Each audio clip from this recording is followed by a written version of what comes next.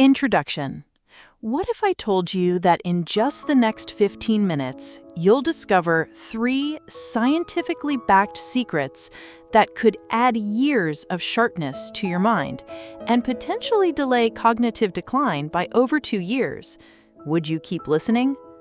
Welcome, brilliant minds, to another episode of Rooted Health Revival, the podcast where cutting-edge neuroscience meets everyday wellness. I'm your host, and before we dive into today's life-changing content, I want to personally invite you to hit that subscribe button right now. Why? Because the knowledge you're about to receive comes from one of India's leading neurosurgeons, and it's information that could literally reshape how your brain ages.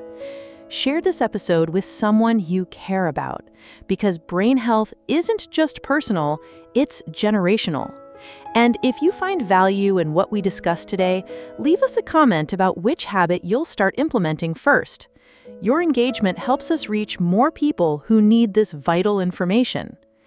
Now, here's a sobering reality check. Every year, nearly 10 million new cases of dementia are diagnosed globally. In 2021 alone, approximately 57 million people were living with dementia worldwide. But here's the hope, and this is what makes today's episode so crucial. Much of cognitive decline isn't inevitable. It's preventable. Part 1. The crisis and the solution. Let's start with the uncomfortable truth that most of us are approaching aging completely wrong. We're obsessed with looking young, spending billions on anti-aging creams, procedures, and treatments for our physical appearance. But we're neglecting the most important organ we have, our brain. Dr. Prashant Katakol, a renowned neurosurgeon based in Bangalore, India, has dedicated his career to understanding how we can keep our minds sharp and youthful. According to Dr. Katakol, small daily habits make lifelong impact. This isn't just motivational speaking, this is medical science backed by decades of research. The World Health Organization has identified dementia as the leading cause of disability and dependency among older adults globally. Think about that for a moment. Not heart disease, not cancer, cognitive decline. This makes brain health not just important, but absolutely critical for maintaining independence and quality of life as we age. But here's where hope enters the picture. Dr. Katakol has identified 3 simple, scientifically supported habits that anyone can implement starting today. These aren't expensive treatments or complicated medical procedures. They're accessible, practical strategies that work with your brain's natural neuroplasticity, its ability to form new neural connections throughout life. The beauty of these habits lies in their simplicity and their cumulative power. Just as compound interest works in finance, these small daily actions compound over time to create significant cognitive benefits. Research consistently shows that people who engage in these practices maintain sharper minds, better memory, and greater mental agility well into their later years. What's particularly exciting is that these habits don't just prevent decline, they actively promote brain growth and regeneration. Neuroplasticity research has revolutionized our understanding of the brain, showing us that we can literally rewire our neural networks through targeted activities and lifestyle choices. Part 2. Habit 1. Use it or lose it. The first habit is beautifully simple, yet profoundly powerful. Challenge your brain daily. Dr. Katakol puts it perfectly. Your brain thrives on challenges, so learn a new skill every day, solve a puzzle, or take a different route to walk on a daily basis. This principle, known in neuroscience as cognitive reserve, is backed by compelling research. One landmark study found that people who regularly play crossword puzzles delay memory decline by an impressive 2.5 years. Let me repeat that. 2.5 years of additional cognitive sharpness from something as simple as word puzzles. But why does this work? Your brain operates on a use it or lose it principle. Every time you challenge your mind with a new task, you're essentially forcing your neurons to create new pathways and strengthen existing ones. It's like going to the gym, but for your mind. The key is variety and progression. If you've been doing the same crossword puzzle book for months, your brain adapts and the challenge diminishes. Dr. Catacol recommends constantly switching up your mental workouts. Try Sudoku on Monday, learn 5 words in a new language on Tuesday, take a different walking route on Wednesday, attempt a new recipe on Thursday. Here's what's happening in your brain during these activities. When you encounter a novel challenge, your brain releases brain-derived neurotrophic factor, or BDNF. Think of BDNF as fertilizer for your brain cells. It promotes the growth of new neurons and helps existing neurons survive and thrive. The Harvard Medical School has conducted extensive research on cognitive training, showing that people who regularly engage in mentally stimulating activities have a 63% lower risk of developing dementia. This isn't about becoming a genius overnight.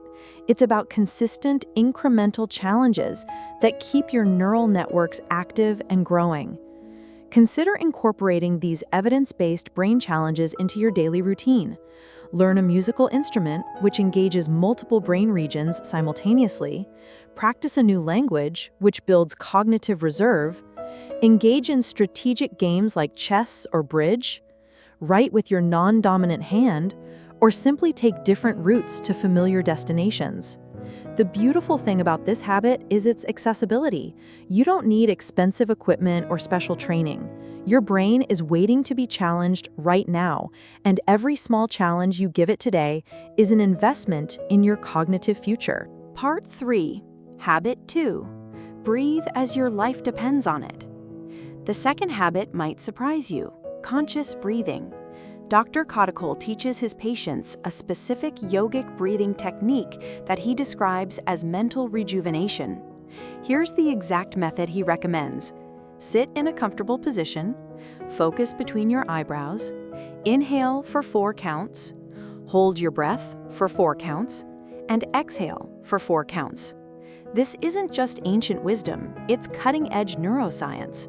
When Dr. Catacol says calming your mind makes it younger, he's referring to measurable changes in brain structure and function that occur through regular breathing practices. Research from Harvard Medical School and Massachusetts General Hospital has shown that consistent meditation and breathing exercises literally change brain structure. After just 8 weeks of regular practice, participants showed increased thickness in the hippocampus, the brain region associated with learning and memory, and decreased thickness in the amygdala, which is associated with stress and anxiety. But here's what's really fascinating. Chronic stress is one of the biggest enemies of brain health. When we're constantly stressed, our bodies produce elevated levels of cortisol, which is toxic to brain cells, particularly in the hippocampus. Regular breathing exercises directly counteract this process by activating the parasympathetic nervous system, your body's natural relaxation response.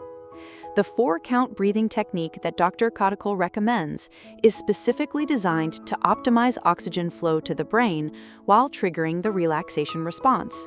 When you focus between your eyebrows during this practice, you're activating the prefrontal cortex, the brain region responsible for executive function, decision-making, and emotional regulation.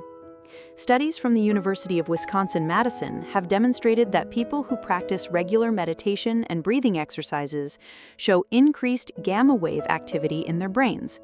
Gamma waves are associated with heightened awareness, improved memory formation, and enhanced cognitive performance. The beauty of this habit is its immediate and cumulative benefits. You'll notice improved focus and reduced stress within minutes of practice, while the long-term benefits include enhanced memory, better emotional regulation, and increased cognitive resilience. Consider starting with just 5 minutes daily. Set a timer, find a quiet space, and follow Dr. Catacol's technique. As you become more comfortable, you can extend your practice or incorporate other mindfulness techniques like yoga or walking meditation. Part 3. Build your circle.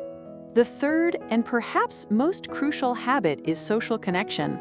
Dr. Catacol puts it powerfully: build your circle and not just your muscle. Isolation hurts the brain as much as bad food does. So call a friend, join a group, keep laughing together. This isn't just feel-good advice, it's medical necessity backed by decades of research. The Harvard study of adult development, one of the longest-running studies on human happiness and health, has followed participants for over 80 years. Their findings are unequivocal. Strong social connections are the single best predictor of life satisfaction and cognitive health in later years. Social isolation has been identified by researchers as equivalent to smoking 15 cigarettes a day in terms of its negative health impact. But the brain-specific effects are even more striking. People with strong social connections have a 50% lower risk of developing dementia compared to those who are socially isolated. Here's what happens in your brain during social interaction. Engaging with others activates multiple brain networks simultaneously. You're processing language, reading facial expressions, managing emotions, and engaging in complex problem solving, often all at once. This multi-network activation is like a full-body workout for your brain. The University of Michigan conducted research showing that even brief social interactions can improve cognitive performance immediately. Participants who engaged in just 10 minutes of social interaction before cognitive tests performed significantly better than those who completed solitary tasks. Laughter, which Dr. Catacol specifically mentions, triggers the release of endorphins and reduces stress hormones. It also increases activity in the prefrontal cortex and limbic system, enhancing memory formation and emotional processing. Building your circle doesn't require elaborate social events.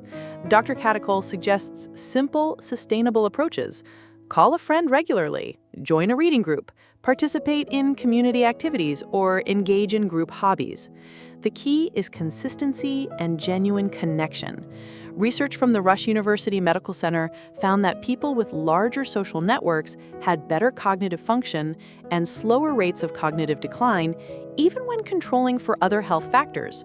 The protective effect of social connection appears to be independent of other healthy lifestyle choices. Conclusion.